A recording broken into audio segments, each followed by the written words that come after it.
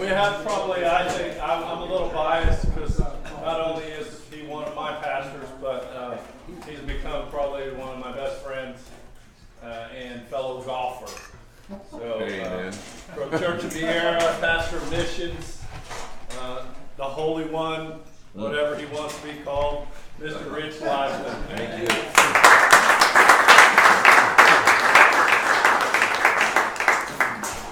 I was joking with a guy before, and he was like, so what do I call him? I'm like, well, you can call me, like some people, your eminence.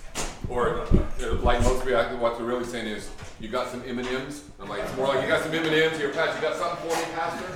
Well, I hope we got something like M&Ms today. If you like candy, like something hopefully sweet going down. But I just want to share with you a little bit. And I want to start, we're going to kind of jump around to different verses, but the first one I want to share with you is from Luke chapter 2. And you're like, Luke chapter 2, that sounds like the Christmas story. And it's not even July, because Christmas in July makes sense, but August doesn't make any sense at all in the dog days of August. But we know the Christmas story really well. There's only one verse, even just a portion of one verse we're going to hang on to. We're going to come back to it later. So just, this is the first one.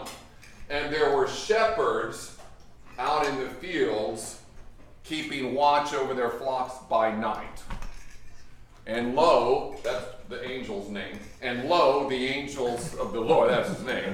Lo, if you ever want to know what the angel's name is, it was Lo. Okay? And lo, the angel of the Lord, and you remember, the angel of the Lord came upon them, and the glory of the Lord shone round about them. And in the old King James, and they were sore afraid. They were mighty afeared. Okay? So hold on to that verse. We know that verse. Many of us know it because we've watched the Charlie Brown Christmas every year. And Linus does a great job. And of course, if you watch enough times, it finally gets in your head. Even if it is the King James Version, a lot of us read more modern translations. So the shepherds were out in the fields keeping watch over their flocks by night. Psalm 23 is about the good shepherd. Right? Remember, the Lord is my shepherd, I shall not want. He maketh me to lie down in green pastures. He leadeth me beside the still waters. See, I memorized it in King James over 30 years ago, and that's the one that's still there, even though I know there's more modern translations. Now, later on, it says, yea, yea, doesn't mean that. Yea, but it should. Yea, though I walk through the valley of the shadow of death, I will fear no ill. Evil or ill. We're King James here today. Ill, okay? I will fear no ill, for thou art with me. Thy rod and thy staff, they comfort me. Hang on to that verse. We'll come back to it later. Now we're going to go to our longer passage that showed up on the website. Mark chapter 9, verses 2 through 8. There's my main passage, and we're going to jump back to those other verses, so hang with me. Here we go. The main passage, Mark 9, starting with verse 2. After 6 days, Jesus took Peter, James, and John with him and led them up a high mountain where they were all alone. There he was transfigured before them. His clothes became dazzling white, whiter than anyone in the world could bleach them. Did you know back in Jesus' day, Clorox already existed? Or at least some version of it. I mean, the other two synoptic gospels, they don't talk about bleach. Isn't that interesting? You kind of think, well, we have bleach. There was bleach way back then. People still wanted white clothes even back then, right? And there appeared before them Elijah and Moses, who were talking with Jesus. Peter said to Jesus, Rabbi, it is good for us to be here. Let us put up 3 shelters, one for you, one for Moses, and one for Elijah. He did not know what to say. He was so frightened. They were so frightened. I love it when the Bible puts little parentheses like that. Hey, let's explain why Peter is talking like an idiot. They put it in parentheses there. He was frightened. Then a cloud appeared and enveloped them. And a voice came from the cloud, This is my son whom I love. Listen to him. Suddenly, when they looked around, they no longer saw anyone with them except Jesus. I've been watching the Olympics all my life. Probably many of you have as well. And I never understood way back when I was younger in the long distance races. The short ones made sense. The long ones, I didn't like him. Who wants to run that long around a track for 30 minutes or something, or 26.2 miles or whatever it is? No interest in any of that. But what I didn't understand back then, usually it was like the 5,000 or the 10,000 meter, that there was always one runner who would start out really fast. And he would be, he'd be way out in front. And I'm like, oh my goodness, this guy's amazing. He's running this thing like a sprint. Nobody can beat him. He's better than everybody. Not even halfway into the race, maybe 1/3 of the way into the race, all of a sudden, he just quit. He just ran to the infield and sat down, and he was done. And as a kid, I'd be like, well, what an idiot. He ran out there way too fast. He couldn't finish the race, and he had to pull off to the infield and say, I'm done. And then the other racers that were better, that were behind him, because they, I found out later on that was a ploy. He was supposed to do that. He's called the rabbit. Have you heard about this? He's called the rabbit. Yes. And on every good team, they have a rabbit. And the rabbit is out there simply to try and distract the other runners so the rabbit's teammate can win. And so the rabbit's teammate is coached, and of course he knows, hey, listen, that's the rabbit. He's going to quit after about 8 laps. Don't pay attention to him. Run your race. Now, we hope a few of the other guys aren't smart enough. They're like, I like leading. I got to stay close to him. Maybe this time he's not a rabbit. Maybe he's some secret we didn't know who's really, really good, so I better pick up my pace. And then that person who's a world-class runner at 5,000 and 10,000 meters will get distracted, will look at the rabbit, will not run their race in their lane, and perhaps even if it's simple as a 5-second or a 3-second difference, that could be the difference between the gold medal and no medal at all, right? And perhaps if we can get them to just look at the rabbit and get off of their game plan that their coach told them they should have stayed to, maybe our guy will have a chance to pass him in the end and win. And he's called the rabbit. And after I read, part of me was like, well, that seems like cheating. Well, it's just great strategy. It's very sneaky strategy for the rabbit to be placed to distract and keep the people from doing what they're really supposed to do. Now, what does that have to do with our main passage today? In Mark chapters 6 through 8, what you have if you look at those is you see miracle after miracle after miracle. In these 3 chapters leading up to our passage, some of the greatest miracles recorded about Jesus are there for us. Now, as miracles go, we're pretty impressed with feeding 5,000 people, which is probably more like 12 to 15,000 at least, but we only counted men back then, right? So what Jesus did in the feeding of the 5,000 was a pretty amazing miracle. That happened. He also walked on water. He also healed a deaf and blind person. He also showed the faith of the Syrophoenician woman and healed her daughter without even being there. He's like, she's healed. And he also fed 4,000. So in 3 chapters, we jammed into there some pretty amazing stuff. And then, in Mark chapter 8, verse 27, and a little bit forward there, we have the statement, after all the amazing rock star kind of things that Jesus is doing, he officially reveals himself. Remember, that's the statement where he's saying, hey guys, what's the word on the street? What are people saying about me? Well, some say you're Moses. Some say you're Elijah. Some say you're John the Baptist reincarnated, because in those 3 chapters, that's also John the Baptist is beheaded. And so all these things are happening, and then Jesus, oh, okay, so that's the word on the street. Well, what do you guys say, though? And Peter, who says, hey, let's put some tents up for the circus, before that statement, he says, you are the anointed one, Christ. You are the Son of the living God. Blessed are you, Peter, for saying that. And we know that's when he really declares. And from that verse on, there's a difference substantially and substantively in the way Jesus interacts with his disciples and in the way that he starts pointing towards Jerusalem. That is a demarcation point in the life of Christ and in his disciples right there just before this passage. So now all of a sudden we have this transfiguration. And we've heard this passage before. And he takes 3 guys up there with him. And guess who shows up again 1 chapter from before? Moses and Elijah. We just heard about them in the previous chapter. Some say you're Moses, some say you're Elijah. Some say, and there they are on the mountaintop. And here what you have is, we've got these 3 guys on top. Now, all of us, I believe, perhaps, if we went around and said, hey, tell us something about you. Tell me about a mountaintop experience in your life. Probably most of us could come up with one. Maybe it was the day we got saved.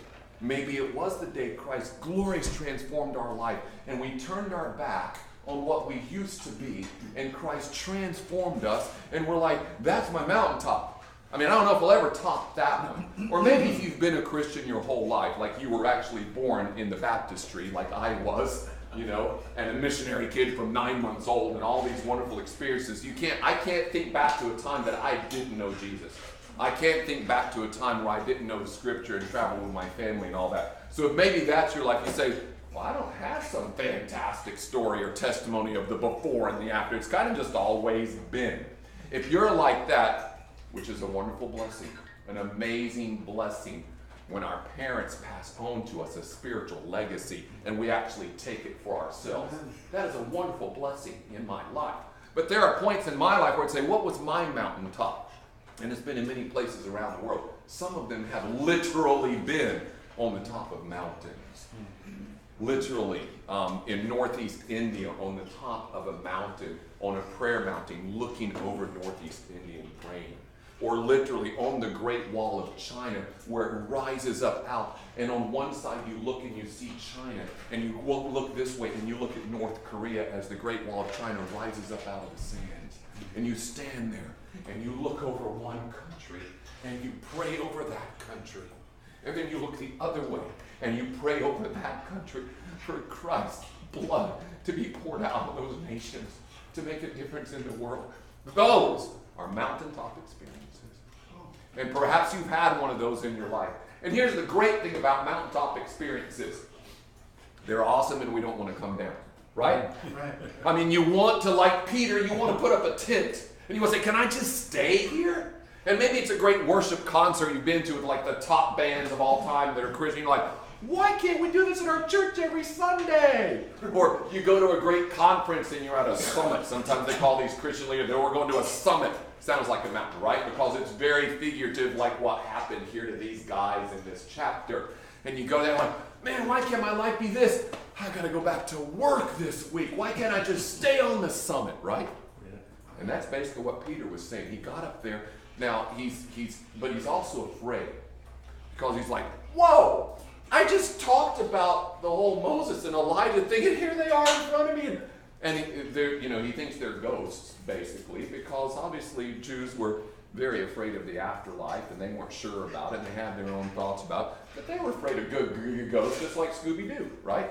And see, so he's scared. And remember, it says, dazzling white, whiter than any bleach could ever do it. So this is a pretty transformative experience that he and James and John are getting to see. And nobody else is getting to see it.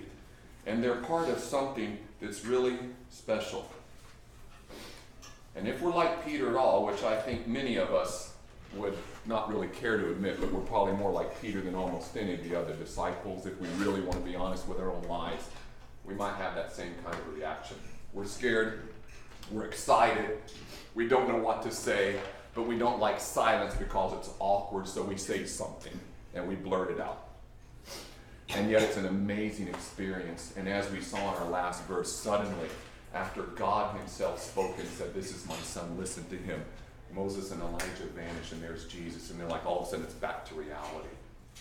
And yet Peter still would love to put 3 tents up, and even if Moses and Elijah are done, he probably, if we had it in here, he probably would have said, well, hey, I know they're gone, but hey, Jesus, let's build those tents anyway and stay up here. I mean, why go back down there with hoi polloi? Let's stay up here. And why don't we build 3, and you stay in one, and Peter and John, they can stay in those, and I'll stay with you, right, Jesus? Because I said you were the Son of God, so I should stay with you, shouldn't I? You're like, where are you getting this from? And here's why I think he might have said that, even if it's not in there. Because when Jesus basically didn't say this, but I think it was understood, I think if we had more of the story, Jesus would have said, Peter, let's put a pin in that one. That's nice to consider. Let me take it to committee. And probably wouldn't have said that. But he said, guys, we can't stay up here. I offered you this because sometimes in life you need a mountaintop. Sometimes in life, when it's really rough, you need an experience like this. And we would all give an amen to that. There are some times in life we're like, man, I need a summit. I need something. I need a mountaintop. And the beautiful thing about our Lord is he loves us so much, he gives us those. If we'll allow him to do it, we take advantage of those. But here's what he also says, is I think he said to the disciples, and guys, there's still a lot of work to be done. We got to get back to the rest of the team. And I offered you this because you three are very special to me, and I wanted you to see something special. And I don't reveal myself this way to everybody all the time, but I wanted you to note it, and then I want you to go down, and I hope you've learned a lesson. And they got down later, and if you look at the next chapter, there's 3 very sad verses, because what happened was, as they're walking along the road, they're arguing. And the 3 guys and the rest of the disciples are arguing over who's the greatest. Because we didn't read this one verse. Look at verse 9. As they were coming down the mountain, who? Jesus, Peter, James, and John. Okay? As they were coming down the mountain, Jesus gave them orders not to tell anyone what they had seen until the Son of Man had risen from the dead. They kept the matter to themselves, discussing what rising from the dead meant. Any of you ever watched Brady Bunch? You might remember that's a 70s show. I remember Brady Bunch when it was actually on every Friday night. Not in syndication, but on Friday night. And back in those days, we lived close to my grandparents, and every Friday night, because it was the end of school, it was like, hey, you had a great week at school, and so we'd go out to McDonald's. Okay, that was the big treat. Once a week, McDonald's, because Grandma and Granddad wanted to pay. So we got to go as a family, and I always got a filet of fish sandwich and some French fries, and we had to be home by 8 o'clock because Brady Bunch was on, and we all watched Brady Bunch together. And you remember the youngest girl was named Cindy. You remember she was Cindy because she had a lisp. I'm not making fun of that. That's just who she was. And there was a whole episode even about it where her older brother beat up the kid who was making fun of his sister because of her lisp. I don't know if y'all... I know every episode of Brady Bunch. But the thing about Cindy was there was one episode in particular where she went around to every kid in the family and said, I got a secret, I got a secret. And they were like, whatever, Cindy. And then after a while, they're like, Cindy, stop it. Well, I got a secret. And of course, it became a life lesson. That's not nice. Don't treat people that way. Don't keep secrets. If you have a secret, keep it to yourself. Don't go tell people. So, there's another life lesson, because the Brady Bunch always had a good life lesson in 23 minutes, which is pretty good, okay? But the point is that I kind of think that's how these 3 disciples were. He told us not to tell anybody. But when we get back down, the other 9 are going to ask us, and we'll get to say, I'd love to tell you, but I can't. If I told you, I'd have to kill you, like a spy, right? And I think they love doing that. I think those 3 guys had just been on a mountaintop experience, and Jesus was trying to say, guys, when we get back down the mountain, you've seen something very special. But don't tell them anything until I come back from the dead. And they're wondering about that. But I think when they got back down, the guy's like, dude, what happened up there? What'd you guys do up there? You were gone for quite a while, and now you're back. What happened? What'd you see? Can't tell ya. And it led to arguments, didn't it? Because the next chapter, when they're back down, they're supposed to be getting back to what Jesus really wanted to do. He wanted them to have an experience on the mountain. Why? Not so they could boast about it. Not so they could say, I've got a secret. But so they could say, wait a minute, this guy is, whoa. And Moses and Elijah and Peter, you said some dumb things, but I was going to say, I'm glad you did, so it didn't make me look bad, Jane says. But, whoa. We just turned a corner from feeding 5,000, although that blew us away. Now we had whiter than bleach standing in front of us with our 2 heroes of the faith, the 2 main heroes of the faith in Jewish, which was the giver of the law, Moses, and the giver of miracles, Elijah, basically, the 2 greatest figures in Jewish history. We got to see them too. And what does he want us to do with that? We're not really sure, but we sure love having a secret. And they argued, and they argued. And those 3 felt pretty special, and the other 9 were like, man, those guys get all the good stuff. And now they start arguing over who is the greatest. And what happened was they got back down onto the plateau of life, and they got back into life after the mountaintop, and they missed the lesson of the mountaintop. And if we're not careful, guys, like these 3 disciples, we'll have a mountaintop experience. And instead of coming back down off the mountain to the plateau, which is where life is lived about 98% of the time, we'll make the mountaintop experience about us instead of about him. You see, what he wanted those 3 disciples to understand that day with that very, very special experience that he gave them that the others didn't get to see was about him and where he was heading. And hey, you 3 guys, I need you to help the other 9 understand. And we need to go out and we need to serve. Now, a few chapters before this, he allowed all 12 of them to go out to drive out demons and heal and all that, and he sent them out. But this was a special experience for 3 that he wanted to specifically lead the rest. And they failed miserably because their mountaintop experience turned into something about them instead of something about him. And you see, many times when we come to a spiritual enlightenment or something like that in our life, and we come back down off the mountain, we somehow think that we've been given a special revelation or something amazing from God. And instead of using it to bless people and serve them, we almost use it to try and prove that we're more special than they are. You know, if you were just a little bit more like me, maybe you'd get to go up the mountain sometime. You know, if you could just be a little more spiritually enlightened like me and listen to better music or something, maybe Jesus would meet you too.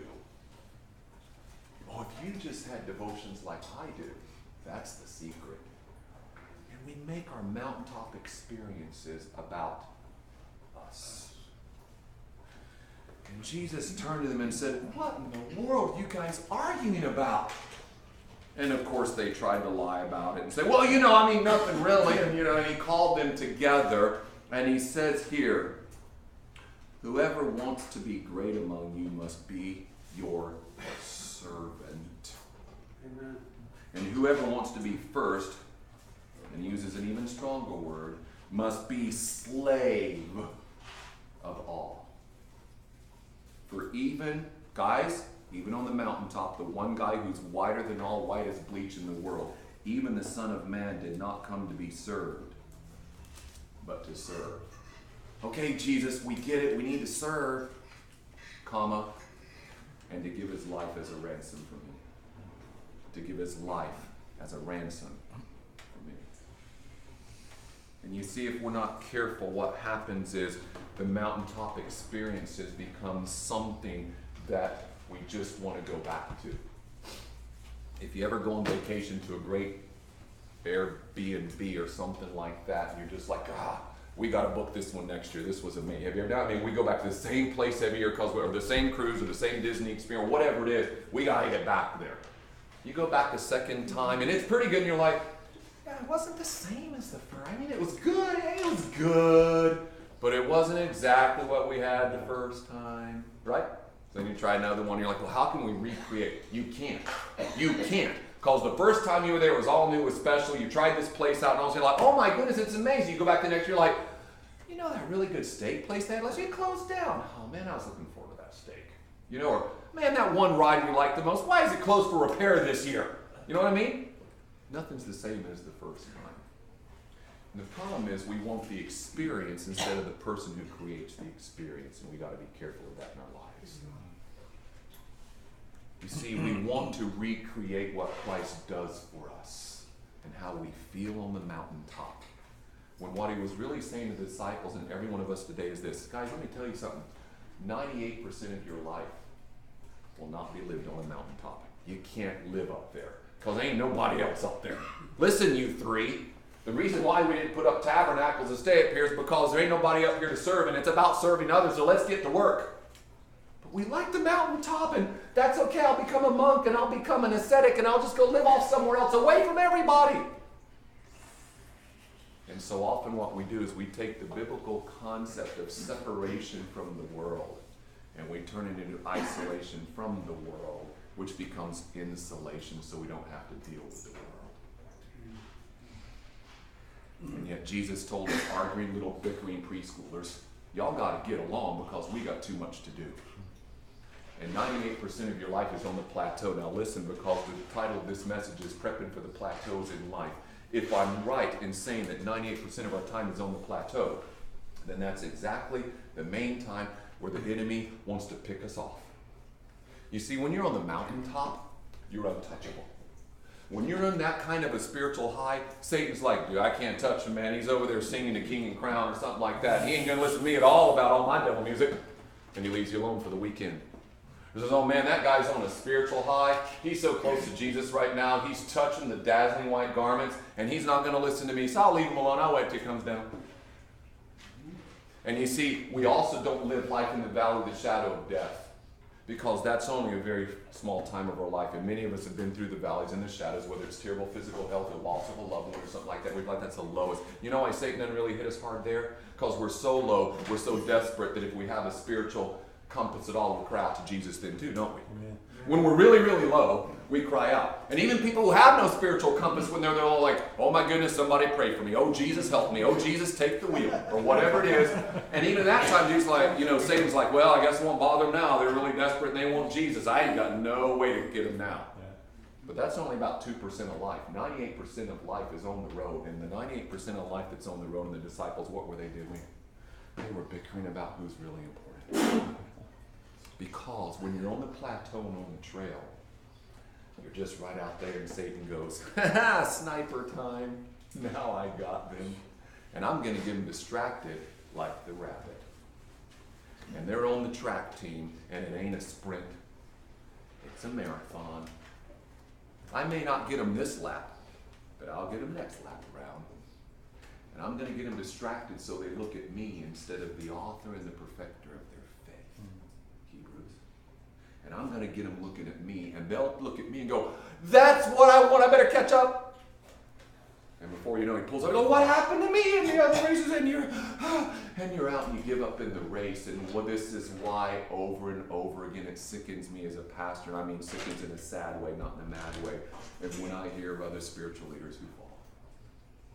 And here's another one of a mega church who finally came out as an alcoholic, or finally came out as a porn actor, or finally came out as having an affair on a chat room. And you're like, oh, how did this happen? It didn't happen in one day, and it didn't happen in the first lap. Somewhere along the line, they looked at the rabbit. Somewhere along the line, the heat got turned up, and they didn't notice it because it only goes on a little at a time. Maybe some of you read the book, The Frog in the Kettle, or you understand the illustration. If you put a frog in a boiling pot of water, he will jump out because it's boiling. But if you put him in a cold water, and it's kind of like a nice little place, he doesn't notice if the heat's turned up a little at a time until he's boiled to death. And you see the rabbit, or the guy with the pitchfork on the fires, if that's how you want to see Satan in his red outfit, however you want to see him. He just wants to turn up the heat a little at a time. He might not get you the first lap. He might not get you the second lap. He may not get you till lap number 66. But he'll get you on the plateau, because that's 98% of life. And that is where Colossians 4:2 says, devote yourself to prayer, being watchful and thankful. And 1 Peter 4:7 says, be clear-minded and self-controlled. And in 1 Peter 5:8-9, he says, like we know this, be self-controlled and alert, because your enemy, the devil, is like a lion roaring and seeking to devour. You see, when we get sidetracked, or when we start looking away from the author and perfecter of our faith, or when we think it's about us or our experience on the mountain, Satan says, there they are, and I've got them, and I'm picking them off like a sniper on a desert road. And they can't hide in the mountains anymore, and they can't hide in the valley anymore. They're on the road of life, and that's where I'm going to get them. Now, did you wave a 5-minute hand at me? Okay, good, thank you. So, what are we supposed to do about it on the road? Let's go back to Luke chapter 2, our Christmas story. It's hot in here. We need to cool off with some Christmas. And that night, the shepherds got ready to go to work. And this is my paraphrase. They got ready to go to work again. And they said to their wives, time to go, honey. Have a good night. Kiss the kids goodnight. I know they're already asleep. I'm heading out to work for the night. It's important work. We're raising lambs for something special, for the slaughters that are going to go on for Passover in Jerusalem. And we're raising some very special lambs. Okay, honey, have a good night. Same old, heading off to work. The plateau, the road, when everything just seems like normal. But somehow, some reason that night probably really had nothing to do with them except they just went to work again for another night. The glory of the Lord shone round about them, and lo, the angel of the Lord came about them and said, Fear not, for behold, I bring to you good news of great joy. Today is born unto you a Savior who is Christ the Lord. You will find him in swaddling clothes, lying in a manger. And suddenly, the whole heavenly host was with him, praising God and singing glory to God in the highest, and on earth peace, goodwill toward men. Not one of those shepherds that night, I don't believe, because I don't know any of them, and we don't have a book of the shepherd, whatever his name is, but not one of them expected that night for anything special to happen. They just went off to work that night, kissed their wives goodnight or whatever, and said, Here I go again to keep the wolves and all the other things away from the sheep for the night, keep them safe. I'm the night shift, I'm the graveyard shift. I sleep in the day and I work at night. Anybody done that? I've done those shifts in factories. I know what they're like. They just went out to do their job. And in the common, ordinary, mundane, routine, 98% of life, something amazing happened. You see, we each have a choice. We know there's times in life we're on the mountains and we're untouchable. We know there's times we're in the valley where we're pretty untouchable too, because we're so dependent on Jesus, nothing can bother us because we're so desperate for him. But 98% of the time on the road, we can choose whether to be a bunch of bickering preschoolers or be shepherds who are saying, I'm ready for something. I don't know what it is, but I'm going to make sure I'm in the right place at the right time and allow something glorious to happen in my life. Because at the 98% of life on the plateau, we're either going to be picked off or we're going to be picked up. And that's up to us and our attitude and how we are running this race. Are we looking at the rabbit, or are we looking at the author and the perfecter of our faith? So that when we throw off the sin and the things that so easily entangle, when we get rid of those things, we're ready on the road, even in the 98% time of life when there's nothing exciting going on. There's nothing bad. There's nothing great. It's just life. How we live life as we go around the road is what's most important. They say in the marathon, I should close with this, they say in the marathon, the toughest time of the race is right in the middle. The beginning of the race, I'm excited, I'm running a marathon, look at me, I'm going to do it this time. The end of the race, come on man, one more lap, you can do it. I mean, I've made it 23 miles, what's another 3? I can do this. Even if I have to crawl across the line, I can do it. But it's around mile 12, 13, 14, that's the hardest. Because you're not quite over the hump and you're not to the hump, and you're starting to think things like, I don't know if I can do this. I don't know if I can finish the race. I might just have to pull out. That's the hardest time, is in the middle. If you ever watch the Ironman triathlon, the one from Hawaii, you know when that is? That's when they're out running through the lava fields. Remember that? They're out there on that crazy road on that Hawaiian island. They're out in the lava fields, for crying out loud. I mean, you can't have a worse landscape than lava fields and no shade. And that's when a lot of them quit, and they have to go all the way out and just turn around and come back. They don't even get a nice scenic route. They go out and come back on the same road, and the ones that are going out and hardly make it, they're seeing the world-class ones following, and they're already way past, and they're going, what's the use? I don't have a chance. Those are rabbits. That's Satan in our lives, saying in the midst of the lava fields, when he's trying to pick us off, he wants us to quit. And he wants us to put our eyes on something else. And we have a choice. Because, guys, we won't have any mountaintops. We'll have a few. These 3 had 1. They got 1, and the other 9 had 0. And we won't have too many valleys. We'll have a few in our lives. Bad times happen, but most of the time, we're 98%. What are we doing? That's the challenge. How are you prepping for the plateaus that'll be the vast majority of your life? Let's pray. Father, we are so thankful for mountaintop experiences because we need them. Oh God, how there are times in our lives where we need to be on a mountaintop with you. And we thank you that every good and perfect gift comes from you. And we thank you that you want to lavish blessings upon your children. So when we need those mountaintops, when we cry out for them, you hear us and you will provide them if we'll be obedient and follow them. But just like these 3 guys experienced, they didn't get to stay up there forever and put up a tent. You said, guys, it's time to get to work. And they learned a lesson the hard way in the valley. They learned a lesson when they were back on the road, when they were arguing about it like a bunch of preschoolers saying mine and my way and my toy. And Jesus said, guys, don't you get why I give you mountaintops? Because on the plateau, this is where I need you to serve. Serve, serve, and pour your life out like I'm doing. So God, thank you for mountaintops. God, thank you for valleys, because what they do is they help refocus us on you and help us know how desperate we are for you. But Lord, we know 98% of the time is just life. It's just life.